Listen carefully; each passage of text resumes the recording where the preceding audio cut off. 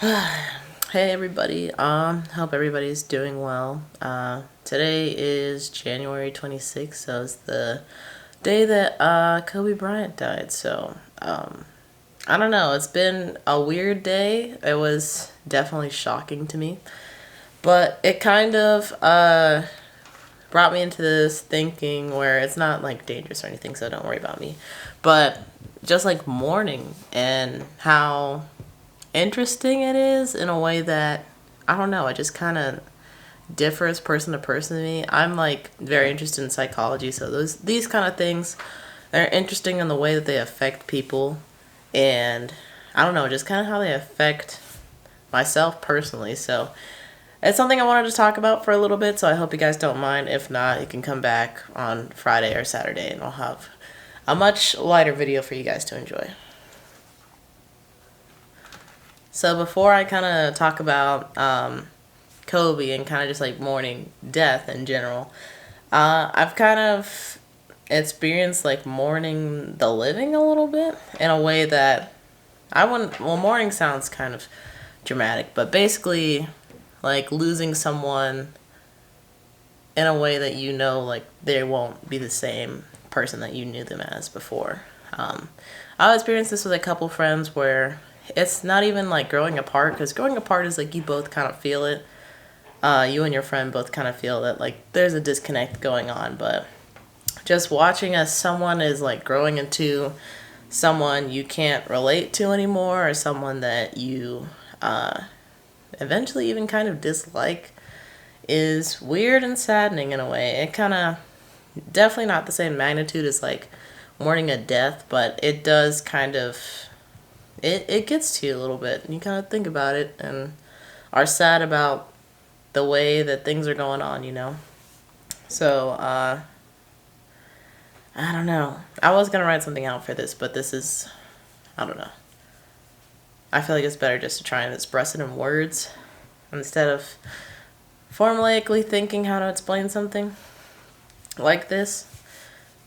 I think like the weirdest part about like losing somebody in the living is that kind of like on the same way, or not the same way, but kind of like how in death, like you won't be able to ever see that person again, touch them, hear them, feel them. It's like in life you won't be able to experience that same person that they were. So it's kind of like they've evolved from one person to the next, and that person is the one that is lost to you.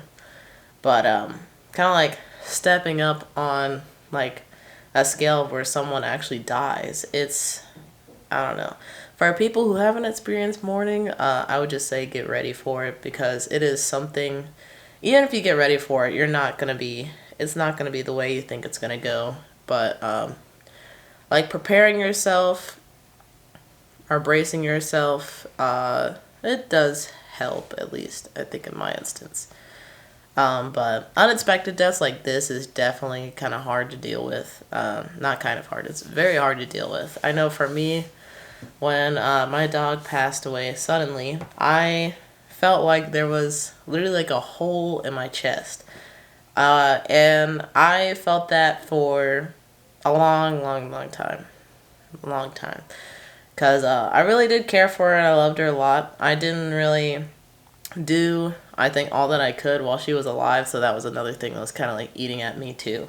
So, I don't know, it's just take care of the people that are with you now, make sure they know that you love them, and just express that as often as you can, because you never know, like with the instance of Kobe. And I think the worst part about this is that the way that media is now and news cycles, people probably will not be talking about this in like maybe 2 or 3 days, which is just how fast things like come in and go out now.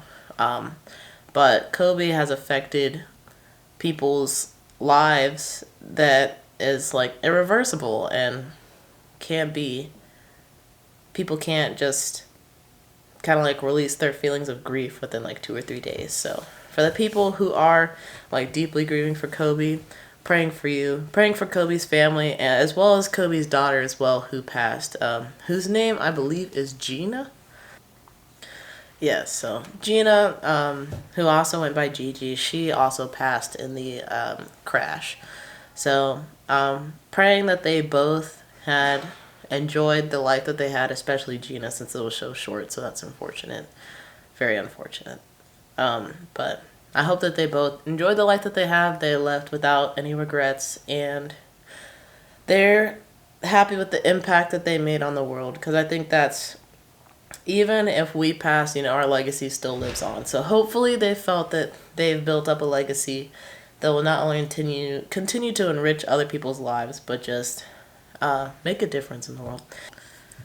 So I think it's really important now to kind of like not only support people who were big fans of Kobe's or might have been like loosely related to him in some way, but also just his close friends and family who are probably going through it right now. Also, a quick side note, which is something I failed to mention earlier. Also, please give your love and support to the families of everybody who was involved in the crash. It wasn't just Kobe's family who was affected. So, like as I said, I was like tore up over my dog dying, which was not even a person. So I couldn't imagine just the amount of pain that they're in, and just not only that, but since they're in like the public light, they have to think of a way to like present this to the public, since the public's like in the right to know these kind of things. So that would also be really difficult to try and talk about. But just praying for them, giving them the support that they need, and also the time that they need to, because people just rush and like, hey, where's the news? I need to know this. I need to know this. And then not realizing that the person on the other side also has feelings too. So, but yeah, this is basically all that I wanted to say about this topic. I don't know. With Kobe's passing, I figured I was going to talk about it anyway, so I just wanted to kind of group the two conversations together and hope that other people will be more open to talking about these kinds of things. And like, if you need that help, it'll help start conversation for someone. And I don't know, just kind of like releasing my feelings, I guess. But yeah. Yeah, that's all I really wanted to talk about in this video. Just wanted to show my support and give my prayers to those people who need it, and just kind of talk about something that might need to be a discussion that someone might need but just didn't know it yet. But yeah. Okay, I hope you guys enjoy the rest of your night. Know that, we just gotta keep pushing through, not just for Kobe's family or for Kobe, but for ourselves as well. So we can recover and just continue, As sad as it is, life keeps going on, so we have to keep going on too. But, yeah, I think that's it for this video. So I'll see you guys in the next one. Bye.